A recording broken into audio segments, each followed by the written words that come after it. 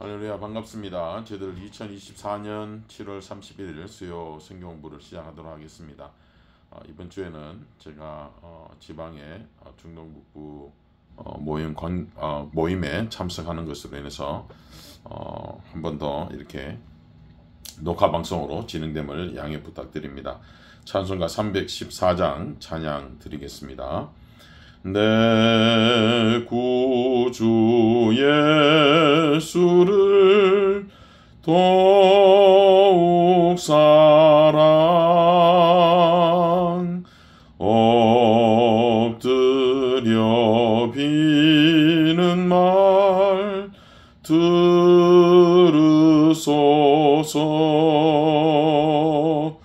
내 진정 소원이 내 구주 예수를 더욱 사랑 더욱 사랑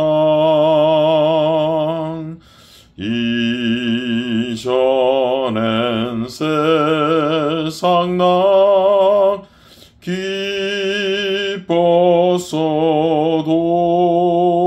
기뻤어도 지금 내 기쁨은 오직 예수. 다만 내 비는 말 내 구주 예수를 더욱 사랑 더욱 사랑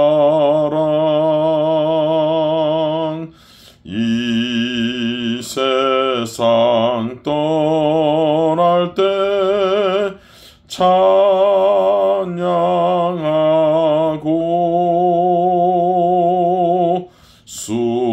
숨질 때 하는 말 이것일세. 다만 내 비는 말 내 구주 예수를 더욱 사랑 더욱 사랑.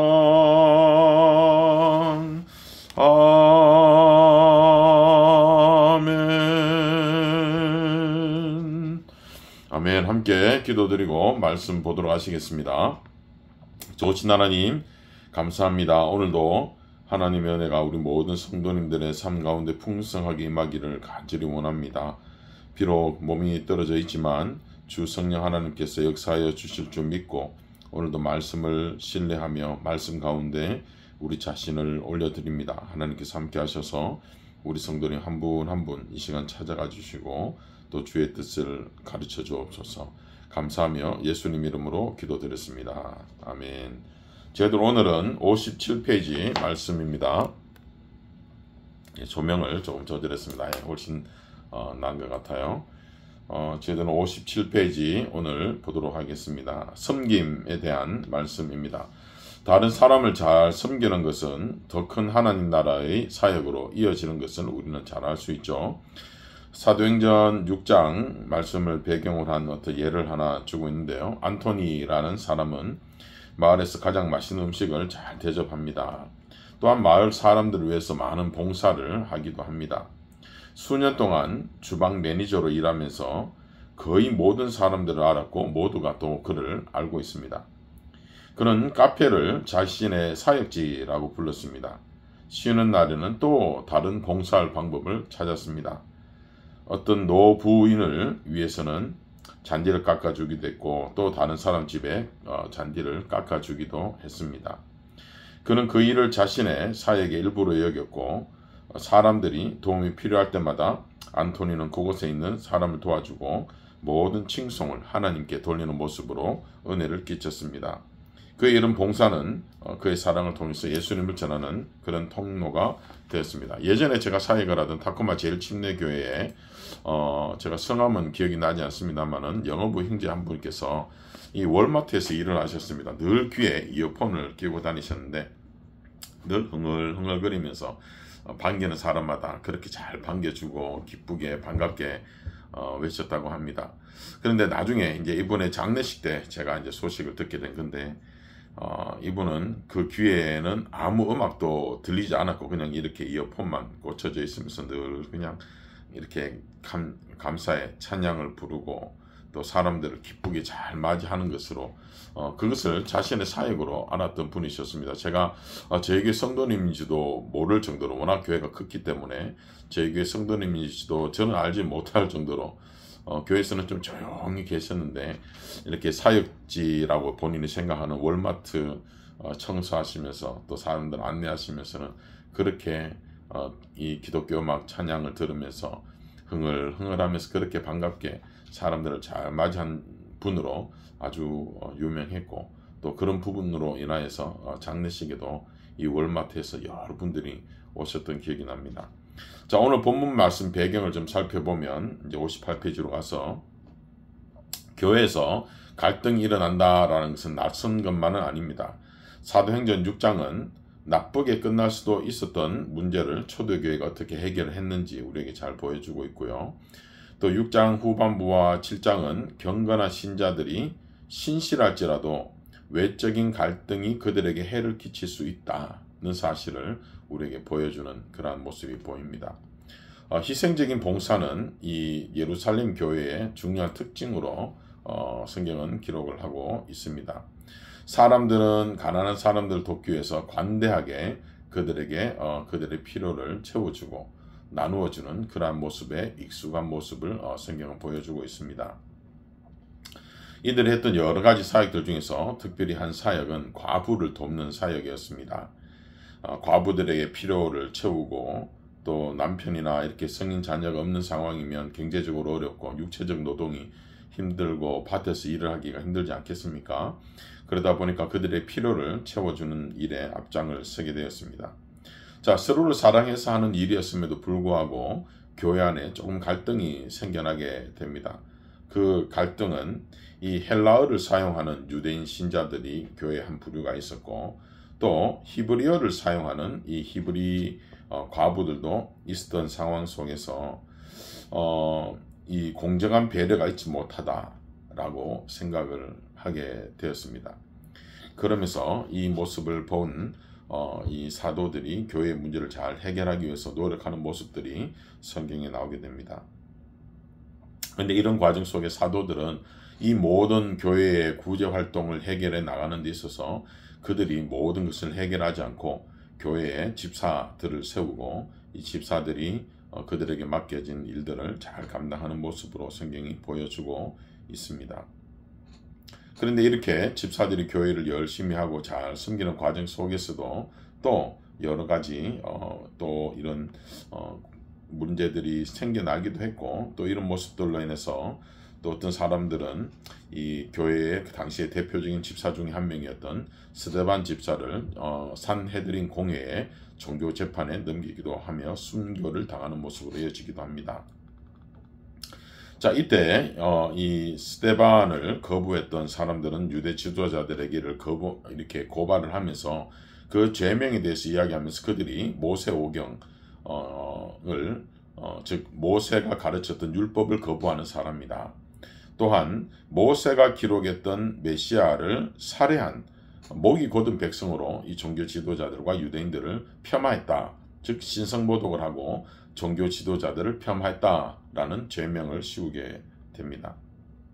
자, 이런 모습으로 인해서 결국 스데반은 성 밖으로 끌려가서 생명을 잃게 되고 돌에 맞아 순교를 당하게 됩니다. 그러나 이런 그의 순교는 그리스도를 도리어 증언하는 그러한 것에 쓰임을 받게 되었습니다. 참 아이러니하지만 이 핍박이 따르는 신앙생활에 도리어 더 큰 하나님의 은혜가 임하는 그러한 모습을 우리는 성경의 역사 또 인류 역사, 기독교 역사를 통해서 많이 보게 됩니다. 이제 본문으로 좀 돌아가 보도록 하시겠습니다. 기회가 찾아온다 라는 그런 타이틀을 붙였네요. 사도행전 6장 1절에서 4절까지 말씀입니다. 제가 지금 이 카메라 화면이 여긴지 저긴지 조금씩 제가 헷갈려서 시선이 처리가 잘 되지 못함을 양해 부탁드립니다. 자, 우리 함께 사도행전 6장 1절에서 4절 말씀 읽어보도록 하겠습니다. 그때에 제자가 더 많아졌는데 헬라파 유대인들이 자기의 과부들이 매일의 구제에 빠짐으로 히브리파 사람을 원망하니 12 사도가 모든 제자를 불러 이르되 우리가 하나님의 말씀을 제쳐놓고 접대를 일삼는 것이 마땅하지 아니하니 형제들아 너희 가운데에서 성령과 지혜가 충만하여 칭찬받는 사람 7을 택하라. 우리가 이 일을 그들에게 맡기고 우리는 오로지 기도하는 일과 말씀 사역에 힘쓰리라 하니. 아멘. 예루살렘 교회는 아주 폭발적으로 숫자적으로 급한 성장을 이루었습니다. 제자들의 수가 점점 많아졌다라고 성경에서 표현하고 있죠. 이 초기 회심자 중에는 여러 나라 출신의 유대인들, 즉 왜냐하면 이미 이들은 여러 이 왕국의 지배를 받으면서 여러 지역으로 흩어져 있던, 즉 디아스포라 유대인들이 많았던 상황이었습니다. 그러다 보니까 헬라어를 사용하는 유대인들이 있었고 또 북아프리카의 언어를, 즉 그 당시에 이집트 문명에 노출되어 있지만 또 그쪽 나라 언어를 쓰지만 하나님을 믿는 유대인들도 있었고 또 유대 지방에 계속 자리를 지키며 사는 사람들도 있었고 또 이미 아시리아 제국에서 지배를 받아서 혼혈족이 되었던 사마리아 지역 사람들이 있었고 하다 보니까 여러 방언을 쓰는 그러한 그리스도인들이 이 교회에 함께 모여 있었습니다. 그러다 보니까 아무래도 또 이 교회 안에서 조금 이 페이브리즘이 들어가기 시작을 했던 것이었습니다. 늘어나는 필요에 따라서 교회는 신앙생활에 신앙으로 인해서 이 길드 등과 같은 사회 이 경제인 조합에 들어가지도 못하는 등의 재정적 어려움을 겪는 신자들을 위해서 구제 사역을 힘쓰게 되는데요. 특히 그 중에서 과부들이 궁핍하게 되겠죠. 남편들이 기본적으로 없는 돌아가신 분이나 전쟁에 참여하거나 하는 그런 과부들이니까 당연히 경제적으로 어려운 분들이겠죠. 그들에게 교회 사역의 큰 부분 중에 하나가 그들에게 식사를 제공하는 일이었습니다. 자, 확립된 조직이 없었기 때문에 헬라파 과부와 히브리파 과부에 대한 봉사 사이에 어떤 차이가 발생을 했던 것 같습니다. 그래서 결과적으로 헬라파 과부들이 간과되고 있다는 불만이 제기되었습니다. 여기서 간과라는 용어는 의도적인 방치가 아니라 충분한 주의를 기울이지 않았음을 의미하는 그런 표현입니다. 충분히 저희들이 이러한 모습을 우리가 상상할 수 있을 것입니다. 페이브리즘은 어느 곳에 가더라도 있기 마련입니다. 외모로 하기도 하고 출신으로 하기도 하고 뭐 우리 한국 사람들은 뭐 성씨로도 이야기하기도 하지 않습니까? 충분히 유대파 출신들 또 헬라어를 주로 사용하던, 즉 이 헬라 제국의 지배를 많이 받았기 때문에 그 영향력을 더 많이 받고 있던 사람들이 있기 마련이었습니다. 그러다 보니까 교회 안에서 이렇게 헬라파 과부들이 간과되고 있다. 아무래도 이 유대인들은 유대 언어를, 즉 히브리 언어를 사용하는 사람들에게 조금 더 마음이 열려져 있는 상황은 우리가 충분히 상상할 수 있는 부분 아니겠습니까? 그러다 보니까 헬라 지역, 조금 더 이 이스라엘 땅에서는 북서쪽에 유럽 쪽에 가까이 살던 그쪽 출신 사람들이 조금 이렇게 차별을 받는 그런 일들이 있었습니다. 그래서 2절과 4절 말씀에 보면 이 문제가 시끄러워지면서 교회의 목회자로 섬기던 12 제자들이 모여서 12 사도들이 모여서 회의를 하게 되면서 모든 제자들을 소집하게 됩니다. 회중 정치의 모습을 보이게 되죠.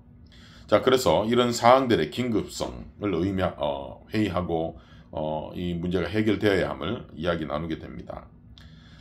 그들의 주된 책임은, 그렇지만 12 사도들의 이 주된 책임은 이 일로 인해 사람들을 누구에게 더 나눠주고 누구에게 음식을 나눠주고 도와주고 이런 것이 사도의 할 일이 아니라, 사도들은 하나님의 말씀을 전파하고 즉 기도를 해야 또 하나님의 말씀도 제대로 나오는 것 아니겠습니까? 저 역시도 이 일주일에 주일 새벽 주일 예배 설교를 위해서 특별히 정말 매일 아침마다 하나님께 기도를 합니다. 어떻게 접근을 해야 하고 어떤 예화를 써야 하고 어떻게 자료를 찾아야 할지 하나님의 지혜를 구하고 계속해서 간구하게 됩니다.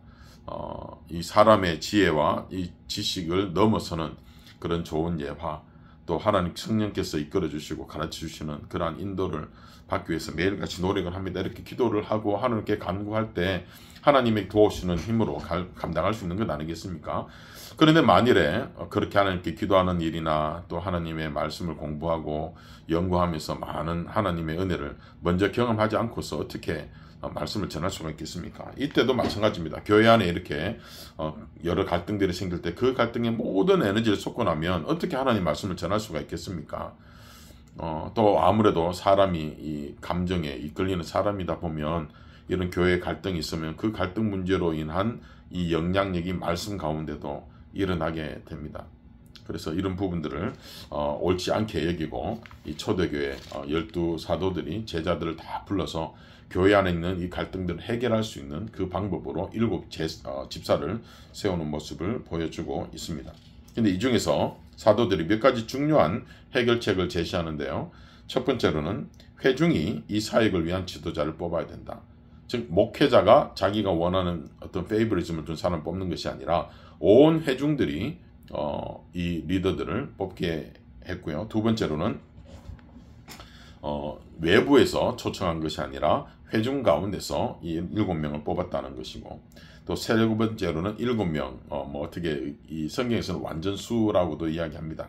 또 네 번째로는 이런 목회자들은 이들이 섬기는 지도자들의 자격을 설정을 하는데 성령과 지혜가 충만하고 사람들에게서 칭찬을 받는 사람이어야 한다고 그 자격 요건을 기본적으로 말씀을 하고 있습니다. 그리고 또한 이들은 이 모든 결정을 함에 있어서 성령 인도를 받았어야 했습니다. 그리고 다섯 번째로는 회중이 일꾼들을 선택하면 목회자들은 이 일을 그들에게 전적으로 맡겨드리는 그러한 일을 하게 됩니다.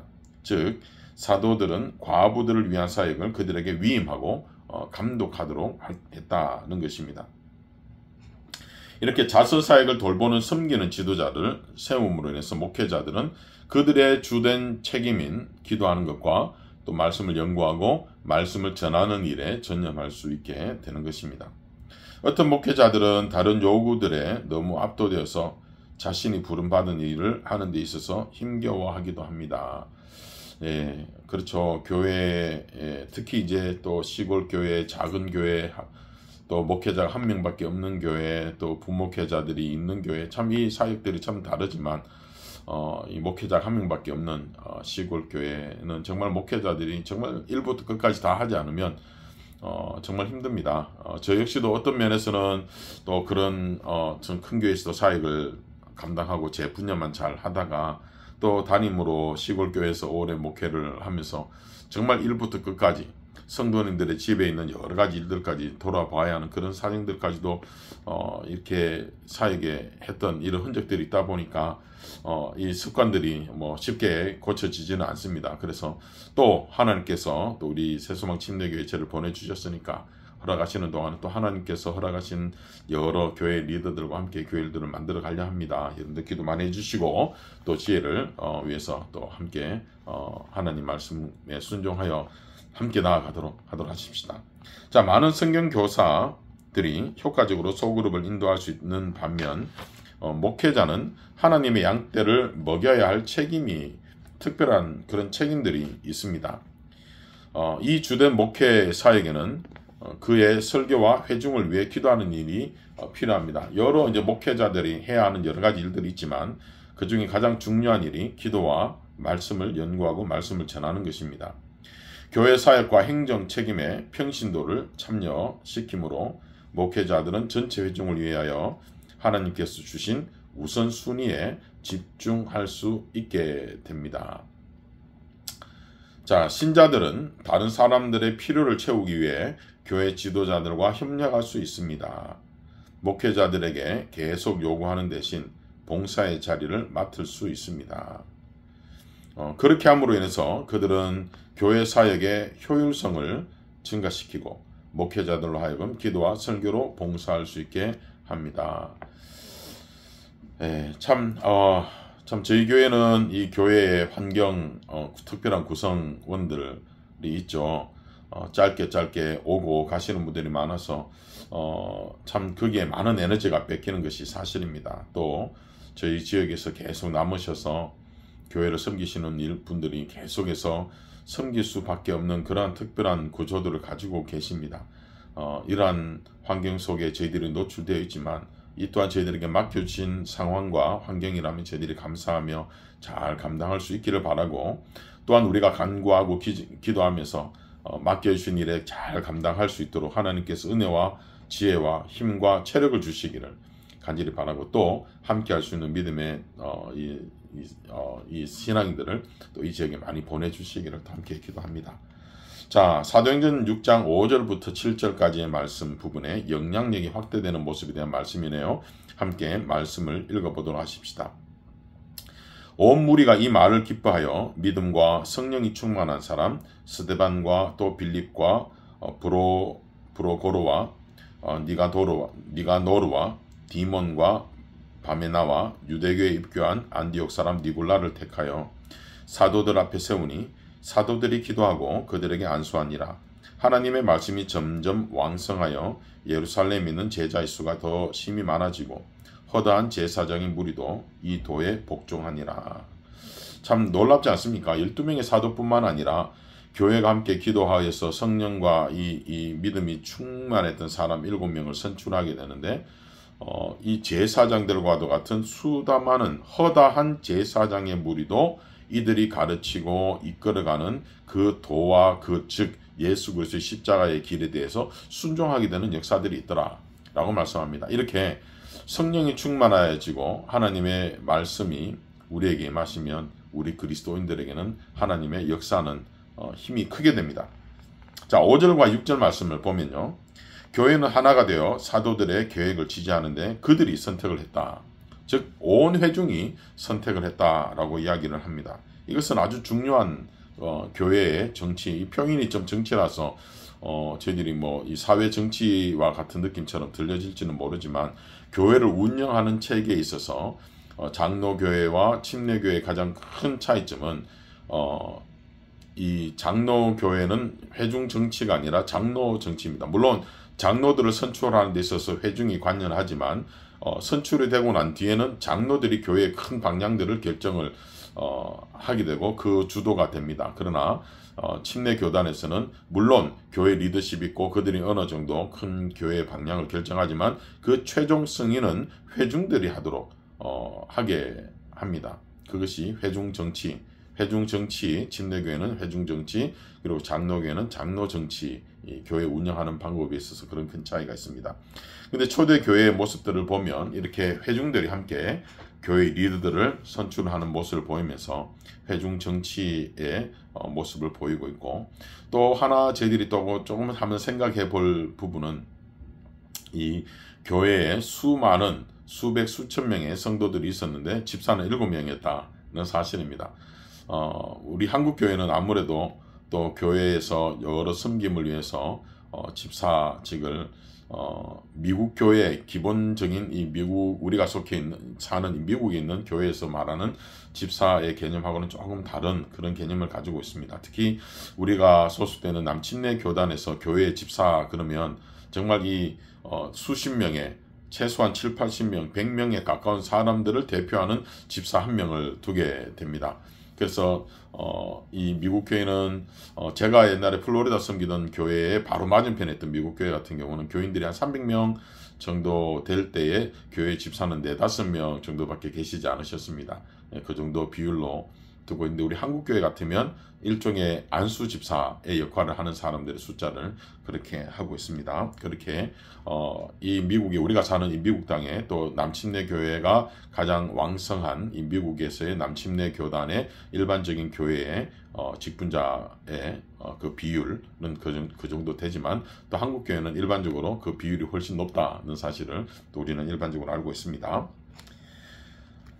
자, 그들이 선택한 7사람은 모두 헬라어 이름을 가지고 있었습니다. 이 헬라어 이름을 가진 사람들이다 보니까 지금 이 교회 안에서 유대파 과부들과 헬라파 출신의 과부들에서 이 과정 가운데 헬라파 사람들이 이렇게 좀 교회 안에서 이 도움을 받고 유익을 받는데 조금 차별을 느끼게 되는 이런 모습을 겪게 되는 모습을 보면서 이 7명의 집사를 선출했는데 참 아이러니하게도 이 유대교 출신의 이름을 가진 유대교인들의 이름을 가진 사람들이 아니라 헬라파 쪽 사람들의 영향을 받은 그 이름을 가진 집사들이 7명 선출되었다라는 상당히 아이러니하지만 그만큼 또 그들 가운데는 성령이 충만한 자들이 많았다라는 사실을 우리가 보게 되는데, 이러한 모습들을 보면 헬라파 지도자들이 이 사역을 책임지고 하면서 이렇게 다시 균형을 이룰 수 있도록 그 결과가 나온 것은 상당히 현명하고 또 바른 교회의 모습이 아니었나 싶습니다. 자, 회중은 비례적인 숫자로 헬라파 지도자들과 또는 히브리파 지도자들 뽑지 않아. 즉, 이 숫자가 많기 때문에 더 많이 뽑고 이 숫자가 많기 때문에 더 많이 뽑고 하지 않았다라는 것입니다. 헬라파 사람들을 선택하면서 그들은 존경과 신뢰를 보이면서 정말 뭐 어떤 출신이 중요한 것이 아니라, 또는 이 12명의 사도들이 추구했던 사람들이 아니라 그들이 기도하며 하나님께 아뢰었을 때 이 성령과 믿음이 충만했던 그런 사람들로 선출했는데, 아이러니하게도 그들 모두가 또 헬라파 출신 사람들이었다는 것이죠. 자, 7명의 이 집사들 중에서는 2명이 아주 유명하죠. 스데반 집사님과 빌립 집사님, 이 두 분이 아주 유명합니다. 그러다 보니까 저도 다른 분, 이 5분의 집사님들의 이름을 읽으면서 저도 입술에 읽지 않을 정도로 좀 죄송하지만 이렇게 2명이 많이 알려져 있습니다. 스데반은 믿음과 성령이 충만한 사람이었고, 또 우리가 잘 알다시피 최초에 예수님께서 승천하신 이후 이 개신교 또는 기독교의 교회 역사에서 공식적으로 성경에 기록된 첫 번째 순교자로 기록된 사람이 바로 이 스데반 집사입니다. 그리고 두 번째로 이 빌립이라는 집사는 성령의 인도를 받아서 이 에디오피아 출신의 네시가 낙타를 타고 가면서 이사야서 말씀을 읽을 때 이 말씀이 무슨 말씀인가 알지 못하고 깨닫지 못할 때 그때 이 네시에게 설명을 해주게 되는 그러한 집사로 쓰임을 받은 사람이 바로 이 빌립 집사죠. 그리고 난 뒤에 이 빌립이 흐르는 요단 강물로 이 에디오피아 네시를 데리고 내려가서 그에게 하나님과 예수님과 성령의 이름으로 침례를 주는 장면이 나옵니다. 이때 사용된 침례라는 단어가 베프티조라는 단어로 물에 완전히 잠기다라는 의미를 가지고 있는 그런 단어를 사용을 하고 있습니다. 그래서 제가 지금 보니까 다음 주에 저희들이 공부하게 되는 부분이 침례에 대한 공부네요. 그 부분에 가서 다시 한번 저희들이 공부를 하도록 하겠습니다.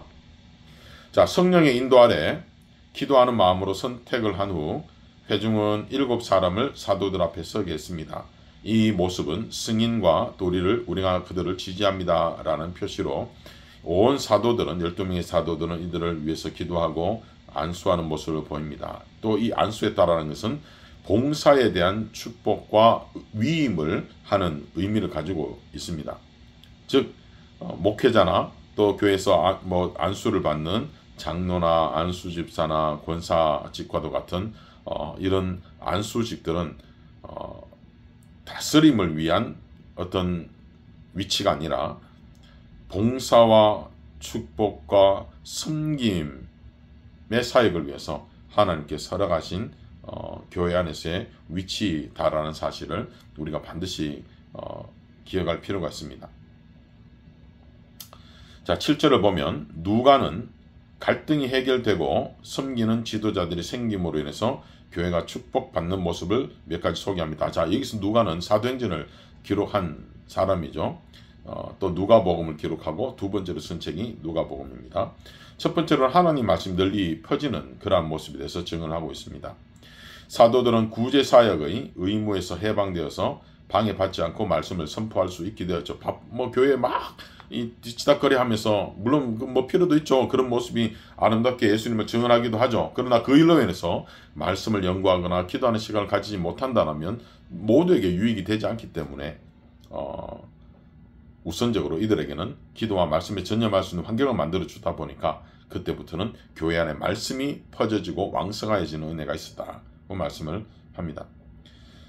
그래서 교회는 목회자를 평신도가 수행할 수 있는 일들에서 해방시킬 때에 목회자는 하나님께서 그들에게 부르신 사역을 또 그들을 훈련시키신 일들을 더욱더 열심히 잘 감당할 수 있게 되는 환경이 만들어지는 것이 사실이겠죠.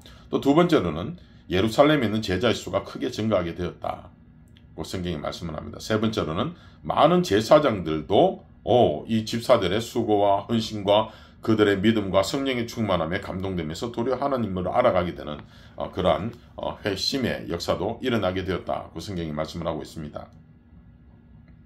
자, 신자들은 다른 사람을 이렇게 섬김으로 영향력을 확대할 수 있습니다. 그리스도인의 봉사는 단순한 선행을 넘어서 우리를 통한 예수님의 사랑을 보여주게 됩니다. 결국은 선행의 목적도 예수님을 증언하기 위함이어야 합니다. 선행을 통해서 나의 모습을 자랑하거나 또 우리 교회의 모습을 자랑하거나 또 우리가 이런 사람들입니다 라고 자랑하는 모습으로 사용된다면 세상 사람들이 하는 선행과 다를 게 하나도 없습니다. 교회가 선행을 행하는 또 즉 구제사역을 하는 이유도 단 하나 꼽으라면 예수님을 증언하기 위함입니다. 또 그가 하신 일을 우리 또한 따라가기 위함입니다. 이것이 모든 구제와 섬김의 이유가 되어야 할 것입니다. 갈등을 적절히 처리하는 것은 어떻게 신자들의 영향력을 크게 만드는가. 갈등이 처리되지 않으면 교회와 성도를 향한 하나님의 꿈이 무너집니다. 왜냐하면 계속해서 이 갈등이 우리들에게 영향을 주기 때문에 영향을 받는다면 우리는 영향을 받는 것에 마음이 움직이고 마음의 감동이 표출되는 인생 아닙니까? 그래서 건강하지 못한 영향력과 이 갈등 속에 우리가 늘 노출된다면 교회나 개인이 건강할 수 없겠죠. 그러나 말씀이 살아있고 기도가 살아있고 찬양이 살아있고 성도의 교제와 섬김이 살아있는 이렇게 선한 영향력이 우리들에게 즉 갈등이 해결됨으로 인하여서 이런 모습이 우리에게 영향을 끼친다면 결국은 복음이 전파되고 하나님께서 영광을 받으신다라는 것은 정말 이 자명한 사실일 것입니다. 자, 그런데 이렇게 교회가 여러 가지 은혜를 누리다 보니까 교회 안에 또다시 대적이 나타나게 됩니다. 사도행전 6장 8절부터 15절까지 말씀을 읽어보겠습니다. 스데반이 은혜와 권능이 충만하여 큰 기사와 표적을 민간에 행하니 이른바 자유민들 즉 구레네인과 알렉산드리아인 길르기아와 아시아에서 온 사람들의 회당에서 어떤 자들이 일어나서 스데반과 더불어 논쟁할세 스데반이 지혜와 성령으로 말함을 그들이 능히 당하지 못하며 사람들을 매수하여 말하게 하되 이 사람이 모세와 하나님을 모독하는 말을 하는 것을 우리가 들었노라 하게 하고 백성과 장로와 서기관들을 충동시켜 와서 잡아가지고 공회에 이르러 거짓 증인들을 세우니 이르되 이 사람이 이 거룩한 곳과 율법을 거슬러 말하기를 마지 아니하는도다. 그의 말에 이 나사렛 예수가 이곳을 헐고 또 모세가 우리에게 전하여 준 규례를 고치겠다 함을 우리가 들었노라 하거늘 공회 중에 앉은 사람들이 다 스데반을 주목하여 보니 그 얼굴이 천사의 얼굴과 같더라.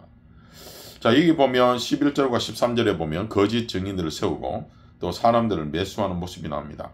이렇게 교회가 또는 그리스도인들이 하나님께서 말씀하신 일들을 공정하게 또 이 깨끗하게 트랜스페런시를 유지하지 못하고 뭔가를 숨기고 또 숨어서 이야기를 하고 숨어서 누군가를 매수하는 일들이 발생한다면 그 기관이나 그 사람에게는 하나님의 은혜가 함께 임하기가 참 어렵습니다. 왜냐하면 기본적으로 숨어서 거짓말을 하고 권모술수를 하는 것은 하나님의 속성이 아니기 때문에 그렇습니다.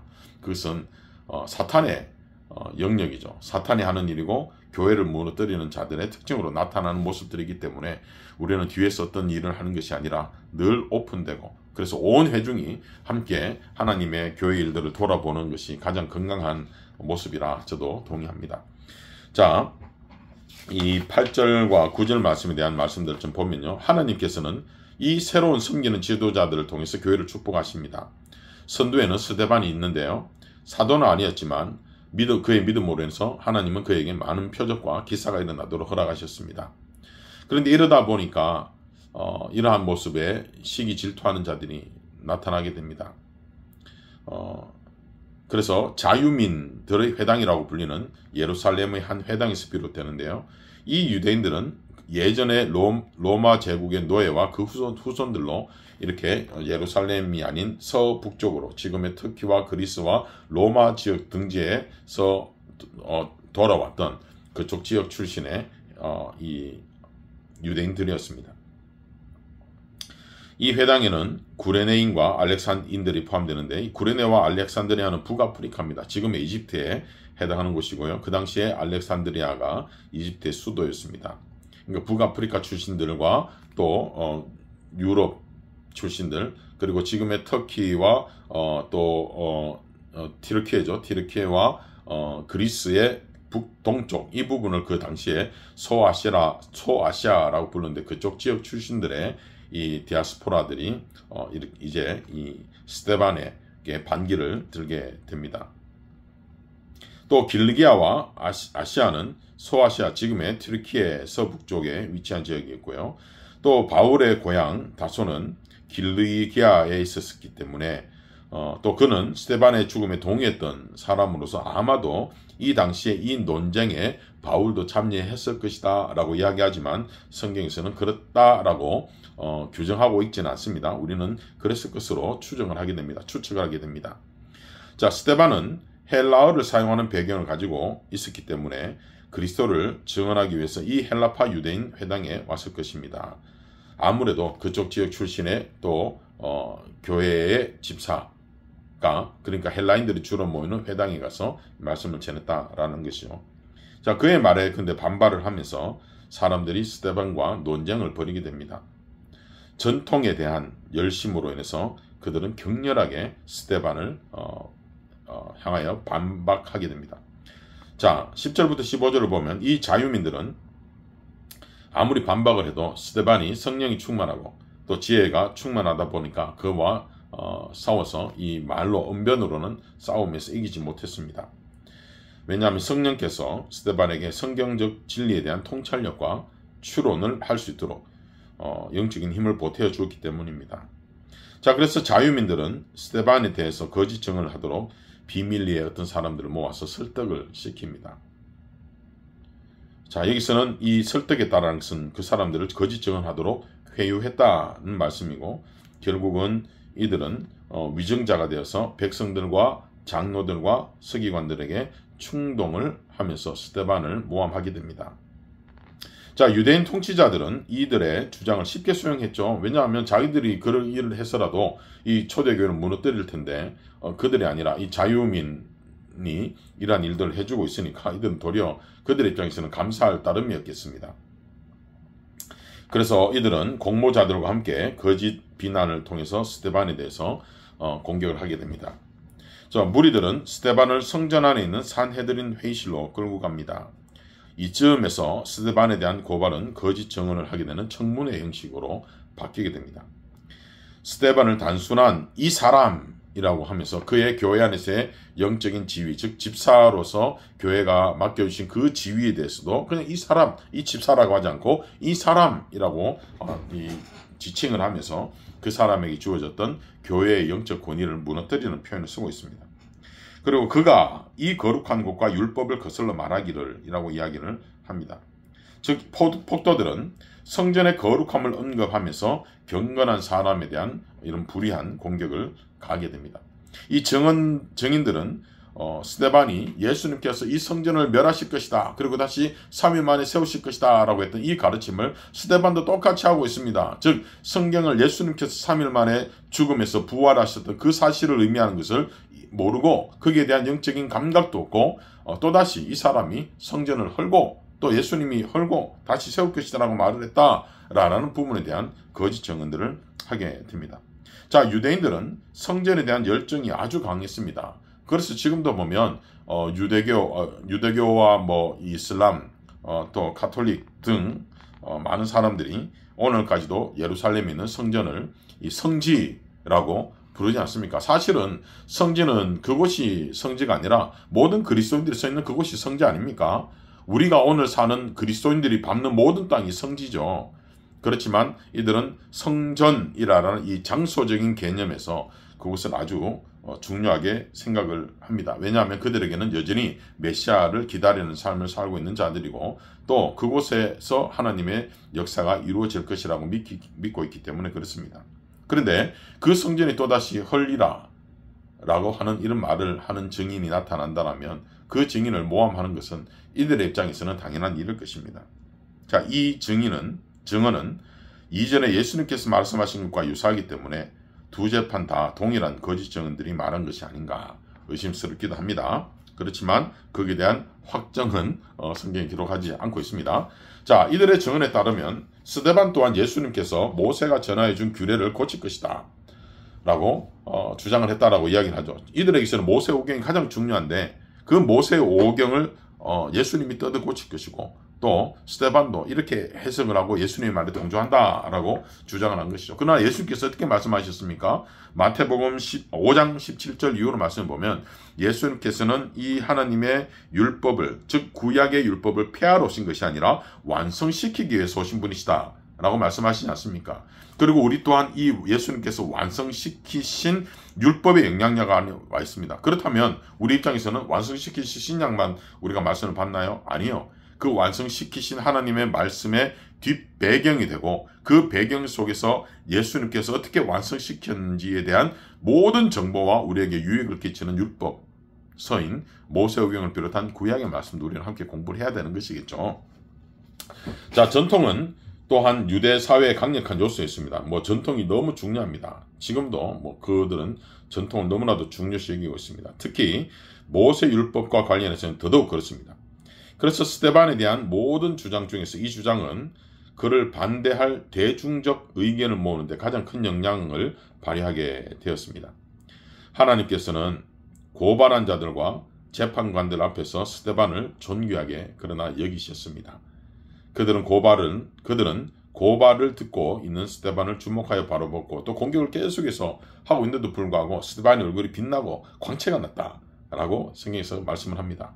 즉 하나님의 은혜와 성령이 충만하다 보니까 그에게는 순결의 위엄이 나타나였다는 것입니다.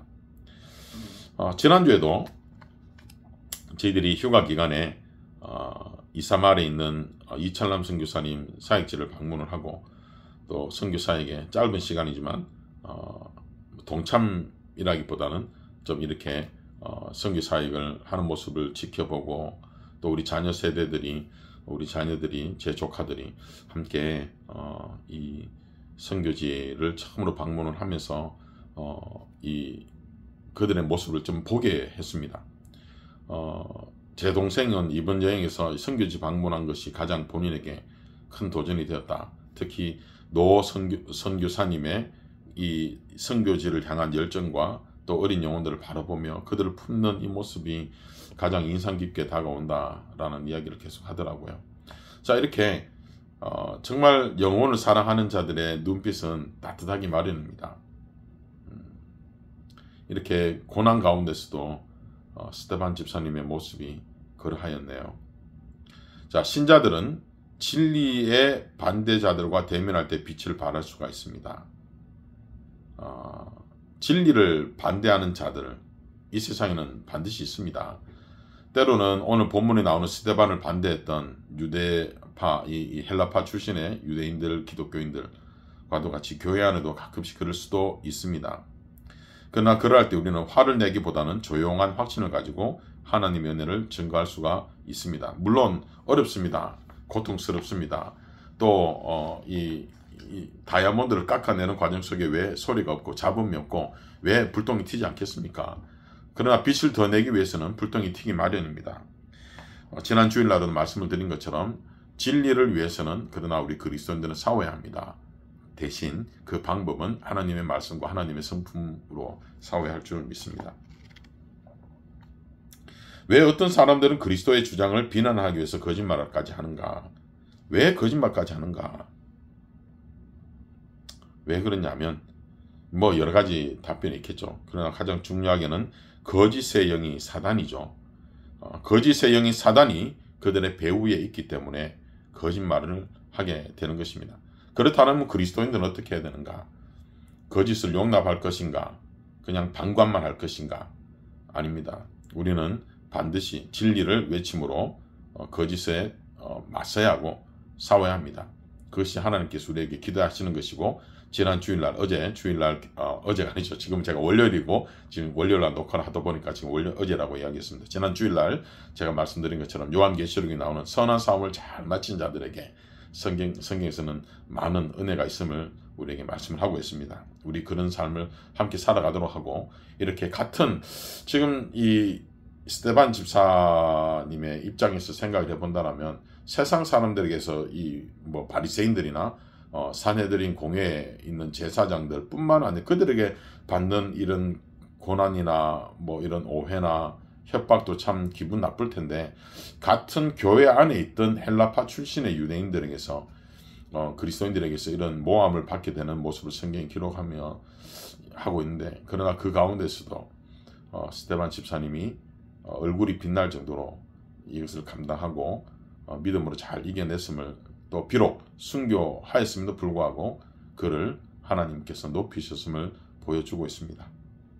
쉽지만은 않겠지만 우리 새소망 침례교회가 그러한 교회가 되기를 바라고, 때로는 진리를 외치니 교회를 향한 세상의 공격이 왜 없겠습니까? 그러나 그럼에도 불구하고 지금 세상을 향해서 끊임없이 진리를 외치고 하나님의 사랑을 외치는 그런 교회로 쓰임받기를 간절히 소망합니다. 본문을 한번 적용시켜 보면요, 짧게, 성도들은 다른 사람의 필요를 충족시키기 위해서 교회 지도자들과 협력하여서 교회에 맡은 일들을 함께 감당할 수가 있습니다. 또 신자들은 다른 사람을 섬김으로 영향력을 확대시켜 나갈 수가 있고요. 또 신자들은 진리를 반대하는 사람과는 반드시 대면해야 합니다. 그러나 방법은 선한 것으로 우리가 감당할 때 빛을 발하는 성도의 삶이 또한 될 것입니다. 우리 새소망 침례교회가 우리 하나님께서 기뻐하시는 교회로 앞으로도 쓰임을 받기를 원하고, 그런 과정에 어려움이 있을 때마다 함께 격려하고 함께 하나님의 교회를 위해서 눈물로 함께 기도하는 우리 모든 성도님들의 믿음 여정 되시기를 간절히 소망합니다. 함께 기도하시겠습니다. 좋으신 하나님 감사합니다. 새소망 침례교회 성도로 우리를 불러주시고 오늘 함께 모여서 온라인으로 공부하게 하시니 감사합니다. 영으로 늘 소통하는 저희들 되게 하시고, 하나님의 교회와 하나님의 영광을 위하여서 수고하고 애쓸 때마다 하늘의 문을 활짝 열어주시고 우리를 도우시는 성령 하나님을 마음껏 경험하는 우리 새소망의 모든 성도님들 되도록 하나님 함께하여 주시옵소서. 감사하며 살아계신 예수 그리스도의 이름으로 기도드렸습니다. 아멘. 예, 저는 지금 이제 이 방송을 마치고 이제 중동북부 지방의 목회자 모임에 참석을 하게 됩니다.